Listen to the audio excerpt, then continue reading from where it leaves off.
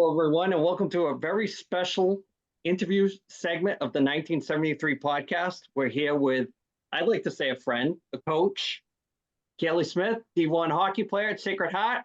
Kailey, how's it going? It's going great. Thank you for having me on. I cannot wait to have an interview with you. I got a couple of personal questions. I'll save them for the end. And I'll say that we have a mutual connection through my daughter. And I have a couple questions about that too. Whether she's a pain in the ass or not, I want to know, but we'll save that towards the end. Okay. So first of all, I want to start by saying, how did your journey start from small child playing hockey to where you are now? How did it all start? Yeah, so growing up, I had two older brothers that both played hockey, and my dad was super into it. My dad was like president of my town program. And my mom was like treasurer growing up. So hockey was all around me. I have a really vivid memory of going from dance class with my friends to hockey practice, and all the boys were making fun of me because I was in a pink tutu. So I remember telling my parents, like, oh, I'm quitting dance, like I just want to do hockey, which looking now, I'm super grateful that happened, but it was also very I think that's just childhood for you, but it was more just following my brother's footsteps. I wanted to be just like them. And my brothers are one's 8 years older than me and one's 5 years older than me. And they've played on like Junior Bruins. They played on Crusaders, which I don't think is a program anymore. Growing up, they played on Flames. So they did the prep school route as well. So I think it was just something to just get closer with them. Now, we'll pause you right there, and I'm going to ask the guys if they have any questions so far. Ed, do you have anything? I'm gonna have to say, what's your favorite memory of like traveling with like under 12 when you were playing? Like, where's the place?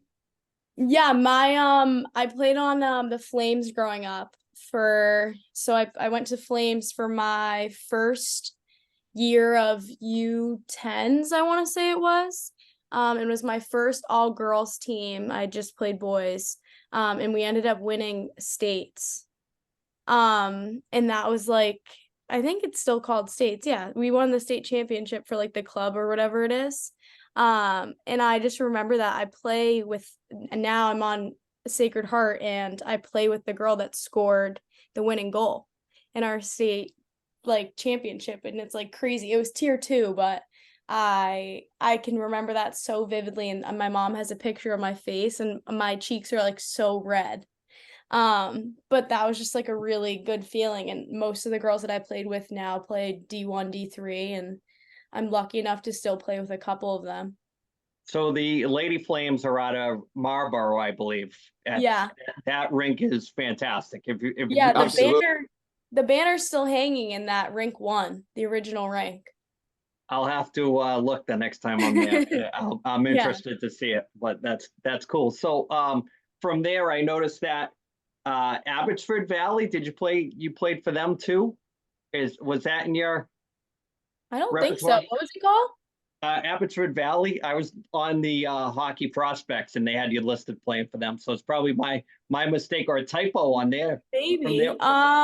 I played 495 Stars. That was co-ed. I played like Boston Lightning, which was co-ed. I went after Flames, I went to the Boston Junior Eagles. And I loved that program. I had a lot of fun there. It was really well run. I had like Dave Heimovitz as my coach, and John Joyce, his sons play at BC. And then I ended up leaving and going to Assabet Valley.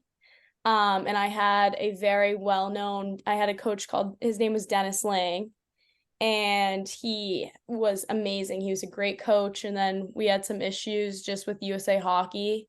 And he ended up not being able to coach anymore. So then I went to a program called CPC, which was just an in-house, kind of, you played skills and then you had a game in-house, and it was like 4 teams, and finished out that as my club team while I was playing prep at Cushing. So So when did you decide to go the prep school route? Like what made you decide, yeah. going away from like New England Girls, which is a fantastic league, Mhm. and go more towards like deciding to go prep school? Because we're really close to Tabor Academy. Yeah. So we're down that way. And I believe Cushing's in that division, I believe. Yeah.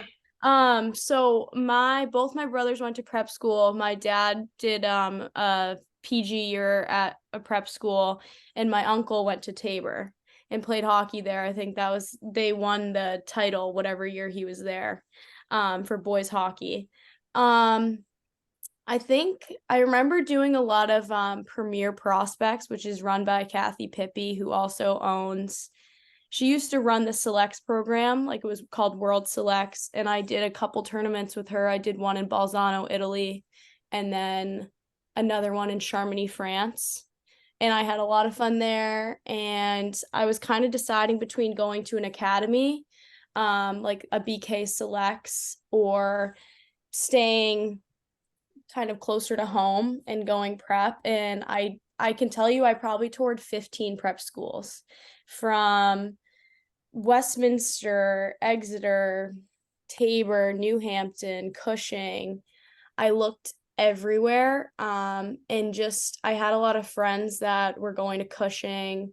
At that age, we had some girls that were already committed. So my age group was I was talking to college coaches my 8th grade year, and then come my freshman year, we were told it was going to be cut off. So I had some girls that were like 13 going into high school, already committed to like Northeastern and like verbally committed to Harvard, and then we had like my other half my grade where girls were just trying to like figure out where they were going to high school. But ultimately I thought it'd be a good academic fit for me, living on campus, having a really good like structured schedule, is kind of where I found I succeeded.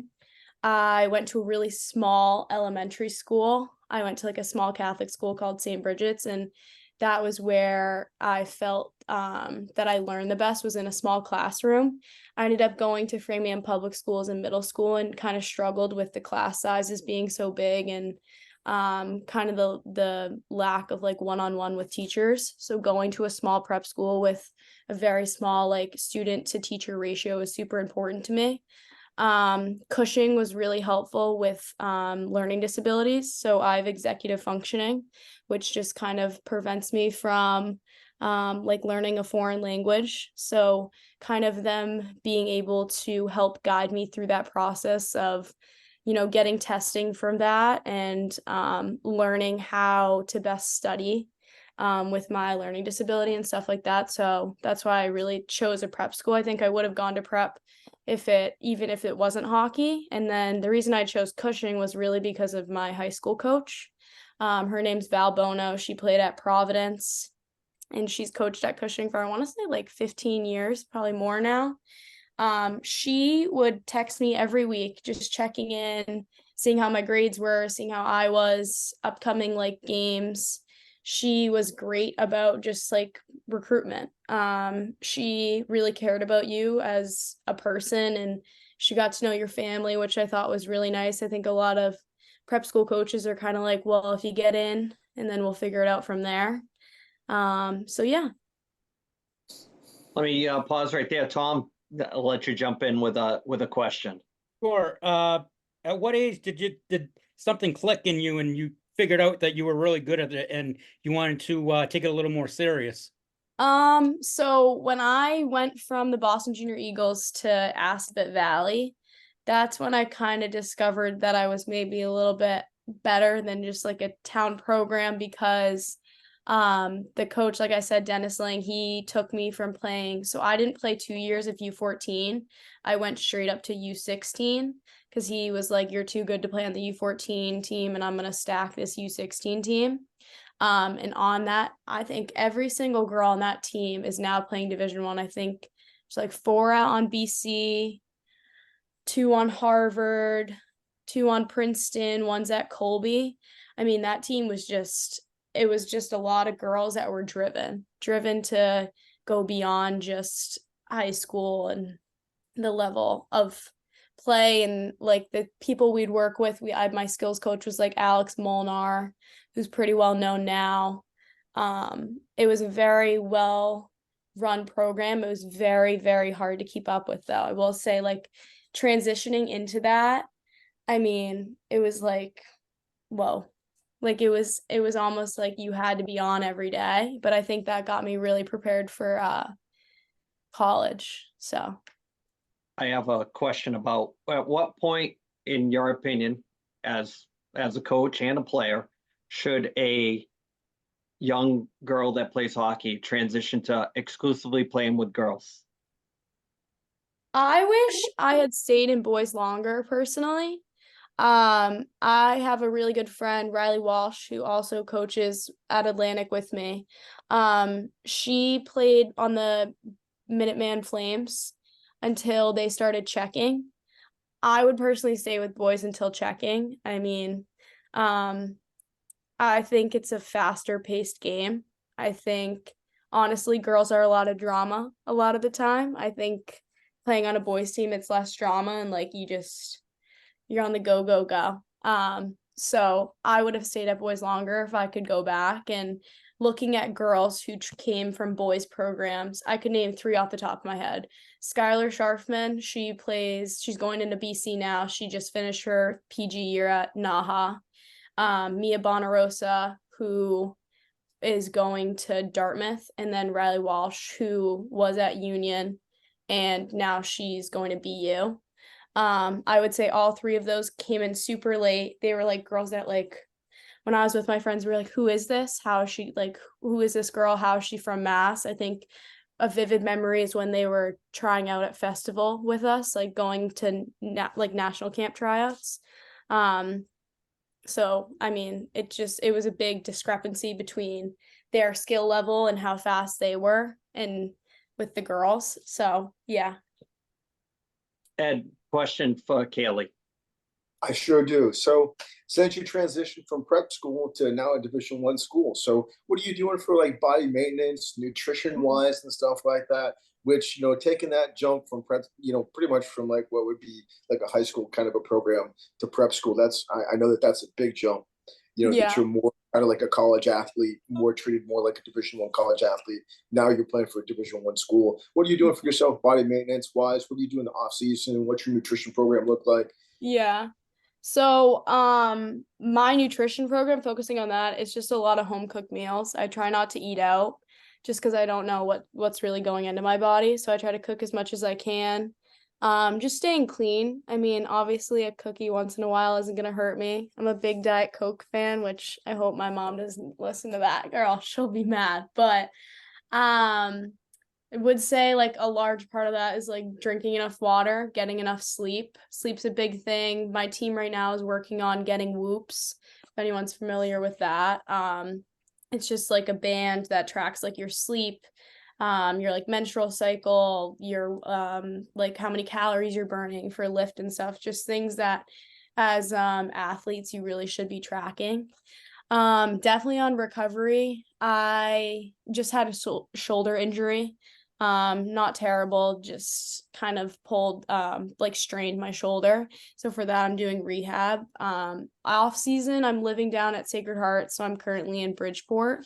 I work out every morning and I usually skate like 4 times a week. So I'll do like a 4v4 league and then do skills with some of the Sacred Heart girls and some pro girls that skate with us. I would just say like try not to get burnt out.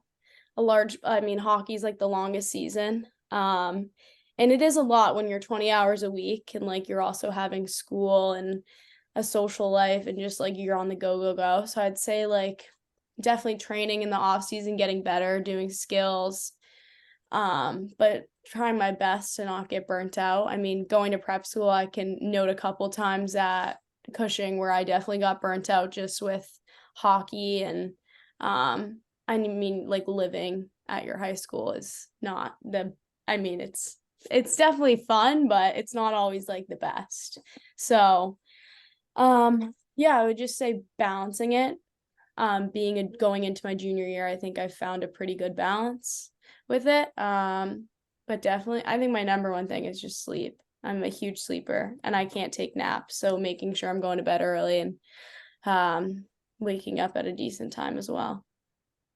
I'll have to mention that Ed has got a background in certified training and nutrition, so that's probably why he asked that Yeah, question. and that's where it's coming from.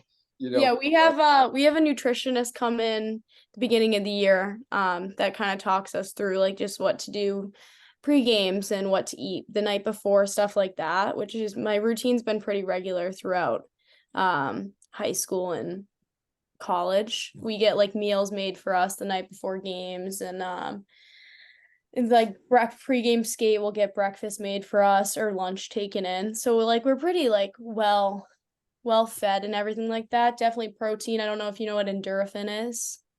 It's a guy from, I want to say LIU. He created this brand. It's called Endorphin, but a lot of college or a lot of hockey Division I programs are sponsored by them, and it's like probably the best protein I've ever tasted as long as it's mixed well. So yeah. well, protein Tom. powder has that problem though. You know, being mixed well, no matter it kind of gets that chalky or gets stuck Yeah. to the blender, and that's kind of like the nature of the beast when you're dealing with protein powder. So Yeah. that's interesting. I've never heard of that, but that's always nice to because I've coached a lot of athletes that have done Ironmans and half Ironmans and stuff like that, and all of a sudden you talk to them about nutrition, and you're like, well, what are you eating the night before a race, and oh, this is what I have. And you're like, yeah, that's not going to go so well for you when you get out on the course, Yeah. and that type of thing. Or you talk to them, and you're like, well, how are you feeling during the race? And they're like, oh, I eat whatever, and you're like, well, how do you feel out on the run? They're like, I feel terrible. So it's nutrition is such a huge part, and you hit definitely on that thing. Sleep is paramount to staying healthy and resting and recovering for sure. Yeah. Tom, question? Yeah, as a woman, how often has it come up where you've run into some chauvinism and you feel like somebody trying to hold you back because of being a girl? I mean, I would say it's kind of like a lack of respect when it comes to like being an athlete. I think a lot of like males and on the boys side of things, they perceive it as like, oh, well, it's easier to get to be a Division I athlete as a girl. And I do see why they would think that way, because when you look at a male pro hockey player and a woman pro hockey player, there are differences.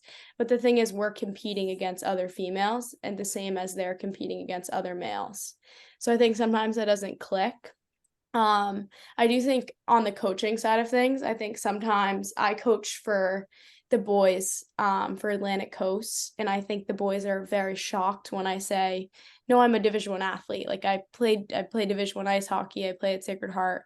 And I don't think that exactly clicks all the time. They kind of just think I'm talking to hear myself talk rather than coaching. But I have fun with it. That's kind of the only time I ever like feel like I have to prove myself even more.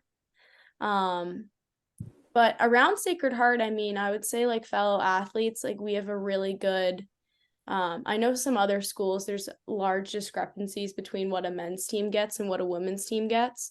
I can tell you like at SHU, it's pretty equal, despite other than the fact like when the men's get donations that are like direct donations to their team, like whether that's like a helmet or like they have iPads and we don't.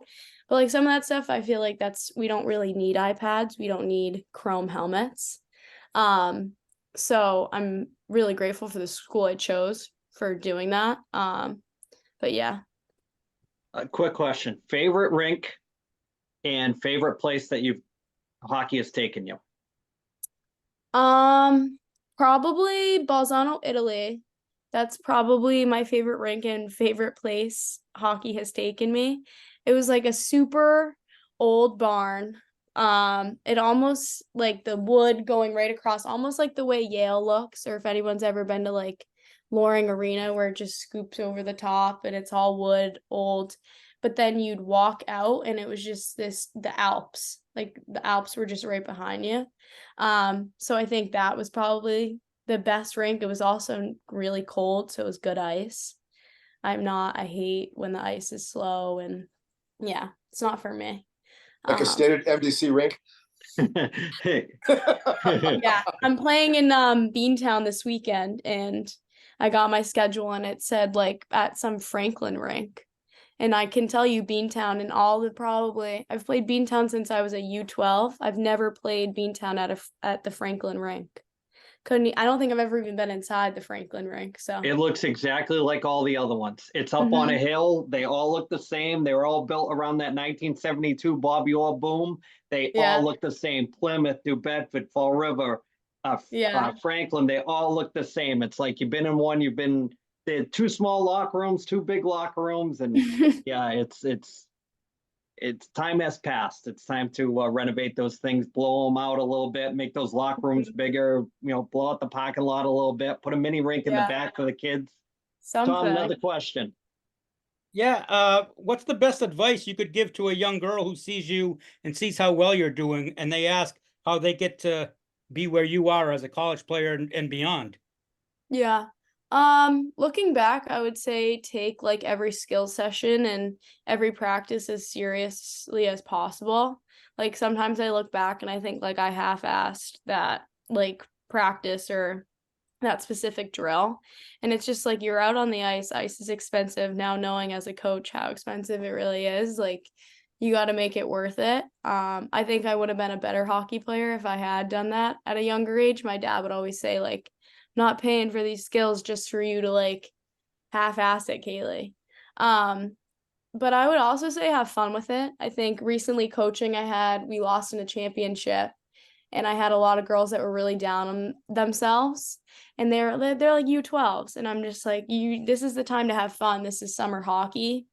Like try new things. You're with people that you don't skate with normally and like that's the best time. Like I've met some of my best friends at summer hockey that like lived in the Midwest and I'd only see them at a couple tournaments here or there. And now those girls are doing so many good things. Like they're at Wisconsin and they're on the national team or whatever it may be. And we're like still in contact.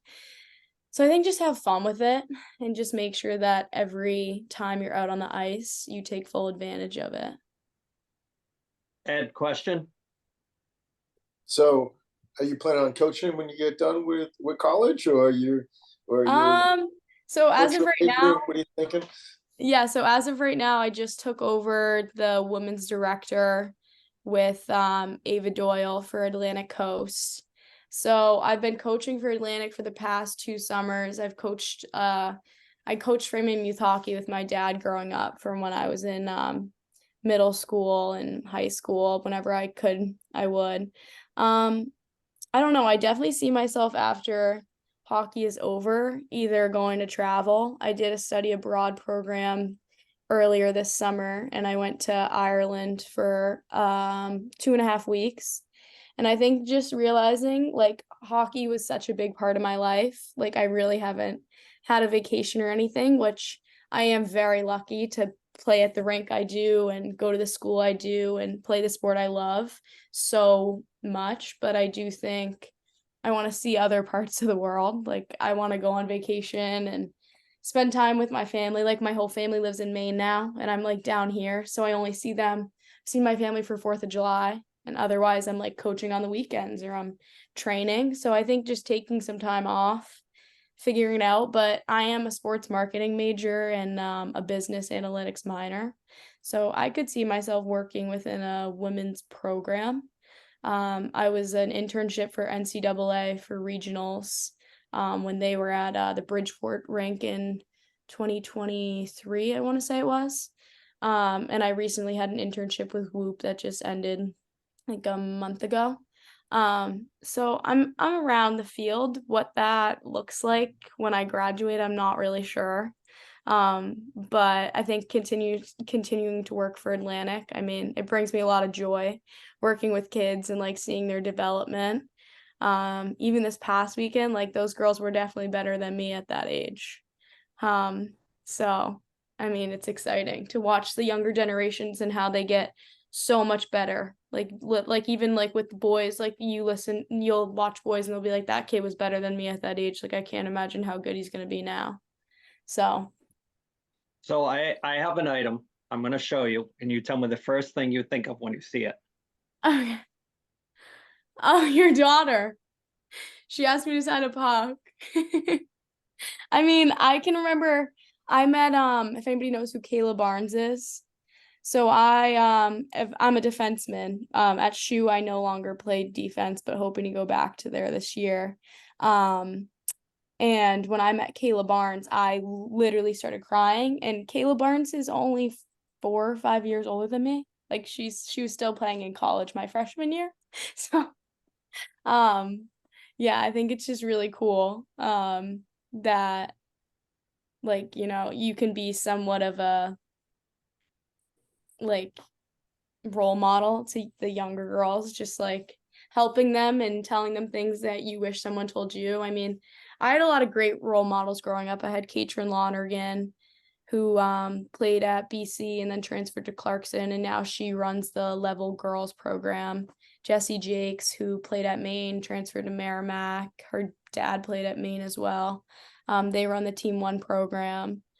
Just a lot of people around me that were great role models and really were focused on Division I hockey, and they kind of like helped pave the way for my generation and future generations, I'd say.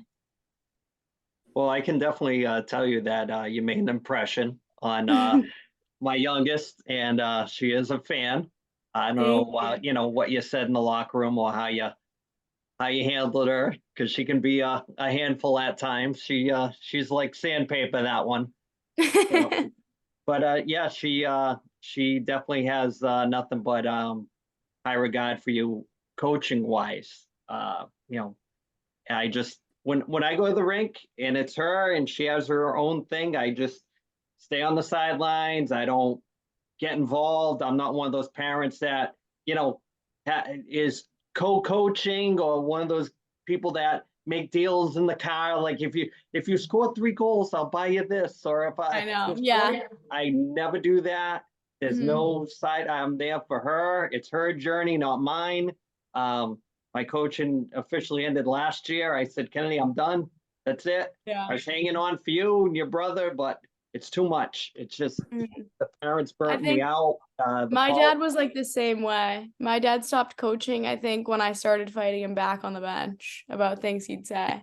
Yeah. So, I mean, I can even remember like in prep school, like I had it was my sophomore year, and I had a stress fracture in my leg, and I didn't know it. I was being told it was shin splints, but it wasn't. And I had a terrible tournament, like terrible, like probably the worst hockey I've ever played. And I remember my dad walked out of the rink, and my dad would sit at like the top of the corner at Cushing. And my dad's big, like when he gets mad, he just sits there and you can like see his face. And I remember he walked out and I was like, oh God. But I honestly think it's worse that he wasn't coaching, because coaching on the bench, he can't leave and he just tells me. Whereas I think after the game, he was just like, no, I got to go home, and just left.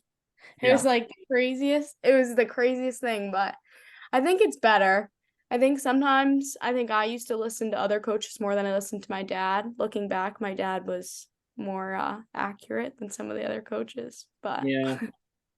But like I said, if I could just tell you personally while I have you on the podcast, that she has nothing but love and respect for you.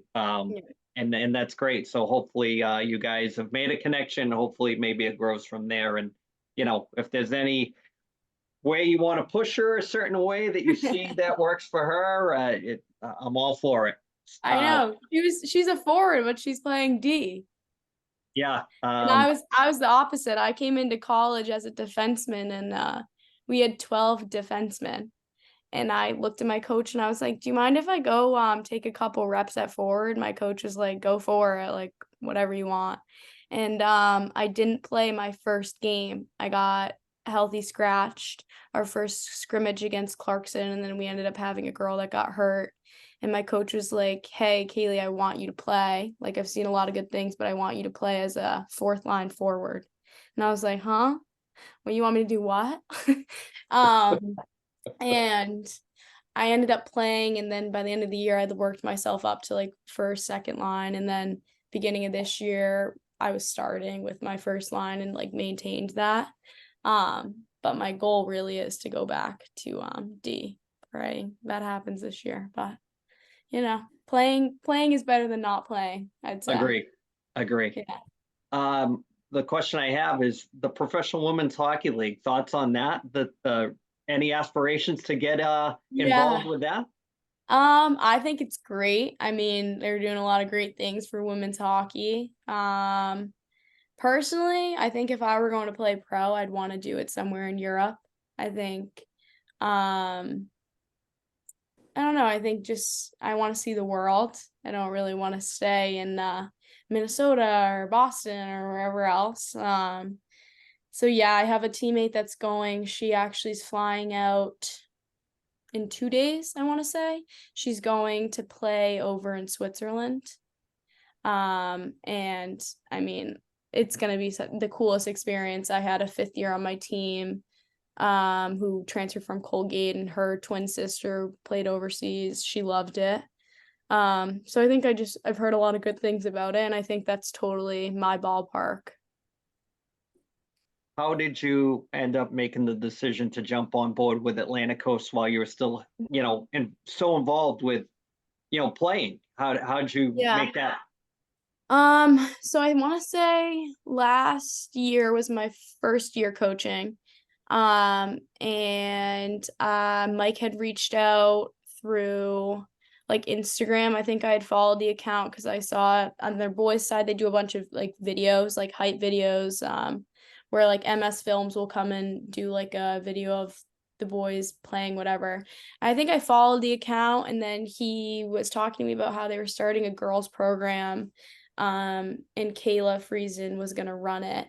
And I was like, yeah, I'd be more than happy to come and coach, see how it goes. So I went and coached my first weekend with Ava Doyle, who coached a few games with me, and we really liked it. I think we worked with, they couldn't have been more than 8. I think we worked with like 8-year-olds for boys, and then found like a kind of primary spot for like the what would they be, 2010s boys, which I felt was a really good age where the boys understood that you were a coach and had a level of respect for you. Any older was kind of like, I'm a 2004, so like some of the kids could have been in high school with me if I went any older, so I just like didn't want to do that.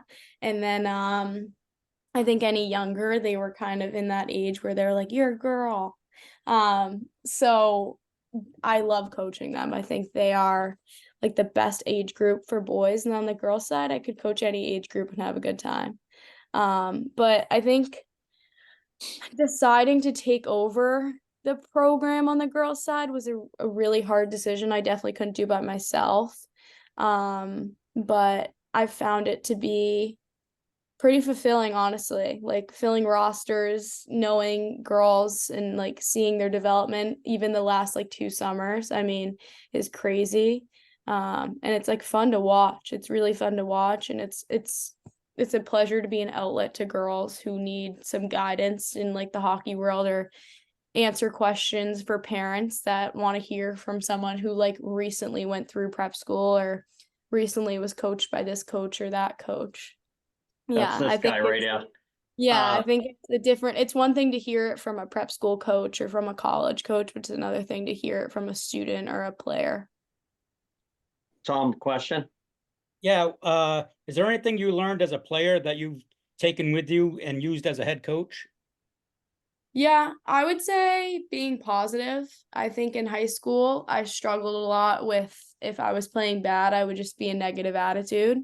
So I definitely think emphasizing that to girls playing, that it has larger repercussions than you would think. Like college coaches notice your body language, they notice your attitude. Other coaches notice it.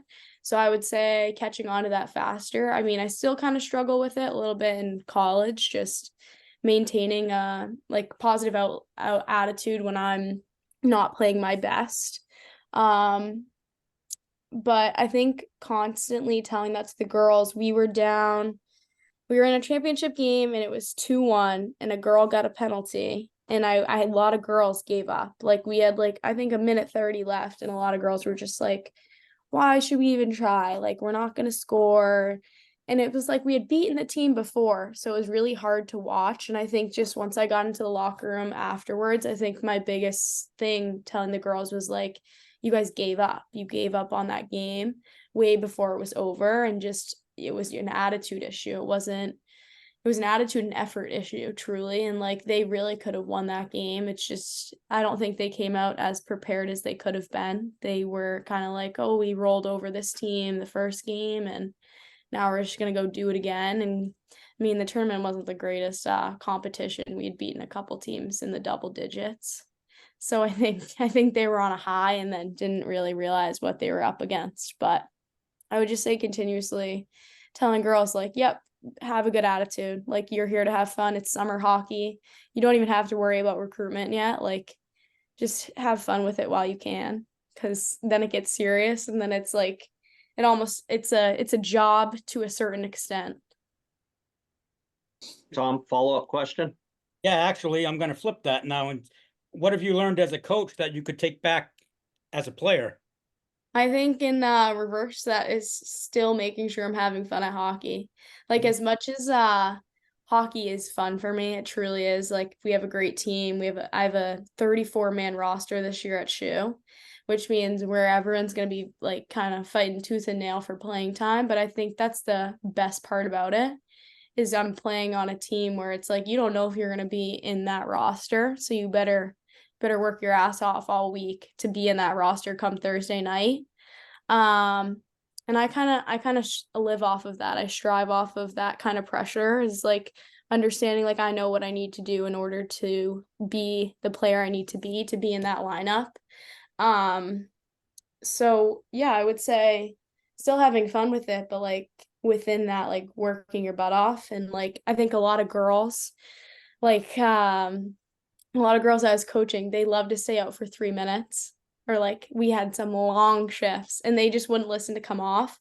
And I remember a quote my dad used to tell me, or not even a quote, just saying he was like, if you're staying out for longer than 1:30 to a minute, like you're not skating hard enough.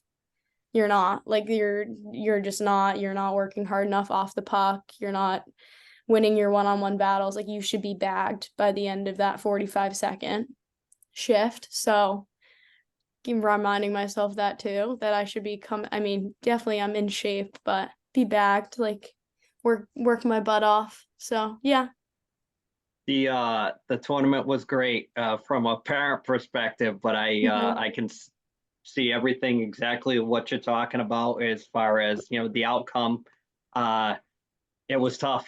It was tough watching it after you rolled over a few of those teams, and then at the end to walk away with nothing. And the team that they lost to was finished third. They knocked off so it was very disappointing. That was a tough Sunday for I think they brought in some girls.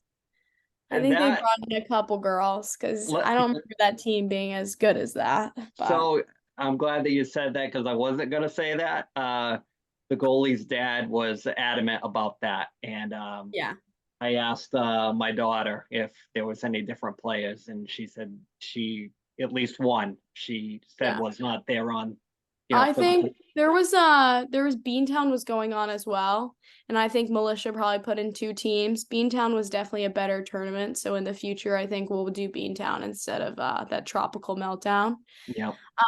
Just for competition wise, like you want to play better teams, but I think Militia took a better team, put it in Beantown. That team got knocked out, and I'm thinking she took some of the girls and put them over for the championship game, because them beating Level was crazy. But yeah, I remember we were down like 2-0, and we saw like 15 minutes left, and the girls were just so down. So I literally took a timeout, and I was like, we got to fix this. Yeah. Like whatever mojo is going on, like needs to sway. And we were on them. I think if we had another like 5 minutes, I think we would have won that game. But yeah, or a second period.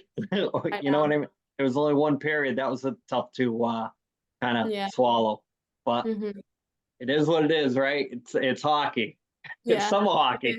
It's summer hockey, exactly. Ed, question before we wrap everything up. I'd have to say what's your favorite pizza that you have to go through in Bridgeport? That I'm gonna go Oh. totally off the rails. Oh, I work at Colony Grill in Milford. There's one in Fairfield. It's very, very good. I'm working there during the school year, and can tell you it's one of my favorites. Dave Portnoy does pizza reviews. Oh, Yeah. Presidente, yeah. Yeah. Yeah. And he reviewed it, and it was a high review, but yeah, definitely Colony Grill. It's owned by an old New York Rangers hockey player. I forget his Okay. name, but it's a franchise, and I think there's like 3 locations. Is it Chris Drury that owns that? It Yeah, might be. yeah, yep, exactly.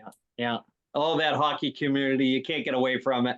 No, you can't. I'm pretty sure that's why I got the job. I was like, I play hockey at CHU, looking for like a 1 shift a week. He's like, yeah, sure. Awesome. Well, if you ever hop on the ice with anybody from the boys team, Brandon Cardelli, I went to high school with his dad at Bishop Staying. So Okay, then, okay, good to know. And then my youngest brother actually graduated from Sacred Heart as well. So Oh, nice. I'm living down here. I mean, has he seen it recently? I don't think he's been down since he graduated, to be honest with you. I think you guys should come down because it is crazy. All of the new dormitories they've built, it looks like BC. Like we literally just look like a smaller BC. It's crazy. I mean, we just finished one, and it's beautiful. It literally looks over, like it's above everything else. You can see like the tree line and everything like that. It's crazy. No kidding. Thomas, Sounds beautiful. questions? But Yeah, my last question is, if you could do it all over again, is there anything you do differently? skate harder. Yeah, skate harder. I would also I would play less summer tournaments, or like tournaments that didn't really matter. I think looking back, I think they were fun as a kid, but I think I could have kind of gotten better through skills. I did like a lot of those like 6-week camps that were like on ice skills, off ice. I loved those. I think those were great. I wouldn't do the tournaments that aren't great, like not great competitive kind of atmosphere, just kind of out there to skate. I think in high school I did more of those. I did like tournaments that were like with my friends, and they're fun, and they weren't getting me better, and I was essentially wasting my parents' money looking back at it. So I would do a lot of skills and a lot of in the gym. Well, I'm gonna probably wrap it up, Kailey, and I just want to say, from the Clark family, you left an impression on the daughter. I'm glad. I had to do this interview when she wasn't home, so she wouldn't bother me about the whole talking to you and don't say this, she said that, or don't say I was crying on the bench when we lost, or crying in the locker room. I just swiped this. She knows I saw her. I said to her, I was like, "You're fine. Like you played great." She's super competitive. Unlike her mother, yeah. She's super competitive. Yeah. She gets that from the old man. I know a couple times she was like on the bench and had a really angry face on, and I walked over, I go, "You okay?" She was like, "Yeah." I go, "Is it the game, or is it like something outside of the game?" She was like, "The game." Yeah. Oh yeah. Oh, you've only seen a small dose. Imagine a whole season of that. I mean, it's a good attitude to have, though. It'll get her places. I think it's better to be competitive than not be competitive.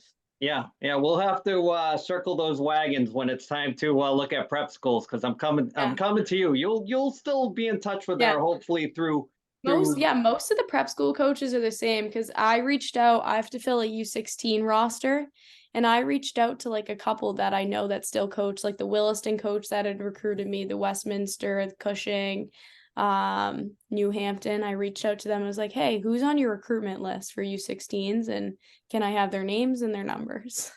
And the price list of how much it is, and versus where I can get a discount. And you can go over that. Yeah, who gives out a lot of financial aid, because some schools give out none.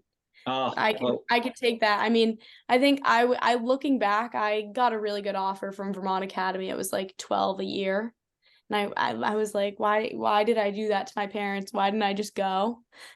But I mean, I wanted to be closer to home. Vermont Academy would have been really far. Well, I'll send her to Bora Bora if I can go for free with her. Yeah, just Yeah. let her go. If Yeah. it's costing an arm and a leg, we're gonna cross it right off the list, Well, right off the bat. the thing you basically get screwed on though is the fact that you play prep school, then you also have to play club, like the split season. So I would even look into like NEGHL, like an academy where it's like, yeah, you can still go to your high school after. Like we have a freshman coming in. She's from Suffield, Connecticut. She's really good. She's a defenseman. I skate with her every Monday night. And she went to NEGHL, but still graduated at her public high school. So she would go and play the hockey season and do her like still stay with the school. So whether that was online classes or like doing whatever the teachers gave her for work. So staying with that school system. And then when the hockey season was over, she would go right back into school, which I thought was like really cool. You're not spending like, I think prep school's like $65 a year now, plus whatever. I mean, I think my club was like $2,500, I want to say, if that's probably going up. You want me to have a heart attack on the podcast? So I mean, I would look at those personally. I mean, I think looking back, NEGHL was in Vermont when I was growing up, and Bishop Kearney was out in I think it's Rochester, New York, and I just couldn't imagine going that far away from home. Like Cushing was perfect. It was an hour away. I'd see my parents every Wednesday, and they'd pick me up Saturday nights after games, and I'd go play, and I'd go have a practice and play on a Sunday, and they'd drive me back, and then I'd see them again on Wednesday. I mean, Crazy. even down at CHU, everyone's like, "Oh, Kailey's parents are here." Like my parents are here every game, no matter where it is, and even like my dad is retired now, so he'll come down and like I don't have classes on Wednesdays or Fridays, and we'll grab like dinner or lunch on Wednesdays after practice. So it's only like 2 hours from my house. It's perfect. The hockey community, it's crazy. Yeah. If you're not Yeah. a part of it, you don't understand the road miles, the car Yeah, rides, you don't. they're eating like junk. I mean, it's terrible. It's terrible. Yeah. But it's fun, and it all, hopefully in your case it all paid off. That's the No, best. definitely. I Yeah. can't imagine being or skating at another rink besides this one. I mean, going from Cushing to this is great. I mean, Cushing was phenomenal. Cushing's one of the nicest kind of prep school rinks and locker room. And then going into Sacred Heart was like, okay, I'm good with this. I'll stay here for the next 4 years. Yeah. So why don't we wrap it up? And I know you want to get your sleep, and it's a work night for us regular people. I got to work to pay for these tournaments and gas and things like that. But I just want to say thank you from the family for everything you did with Kennedy this past tournament, and hopefully it's started something great. Hopefully when hockey season starts, we were heavy on the Stanley Cup. We were heavy during the podcast. We'll have you back on for a regular episode. And I'm excited, definitely. Yeah, and yuck it up with the boys. I'm gonna have to send you some swag too, something. You let me know, sweatshirt, t-shirt, hat. You let me know what you would be into, Definitely. and I'll get it to you. Maybe we can make a trade with a free tournament for a sweatshirt. Free tournament. Oh, I'm all for that. That's the most expensive sweatshirt ever. Just you need two. I'll give you two for a free tournament. Jeez. We have one coming up. We have Lady Militia. Oh, that's gonna see. I don't want to end on a sour note. So I wanted to tell you that it's gonna be tough because her Spitfires winter team is going in, and they want, of course, I don't know. They want all the girls to play. Right. And, she's in high demand. So maybe if it was, we'll have to talk shop, because my arm can be twisted. I will say that. Okay, perfect. Love to hear it. 3 hoodies now you need. 2 sounds great. To come back on, and one for a free tour. I'll take it. We'll talk. We'll barter off air. Perfect. So guys, do you want to thank Kailey for coming on, and I'll absolutely. Thanks for coming on. It was great. Thank you for having me. Oh, thank you so much for coming on. I really enjoyed it. Yeah. It was a breath of fresh air. You're part of the family now. You're part of the 1973 podcast family, officially. Love it. I love it too. Thanks, Kailey. I appreciate it. Yeah.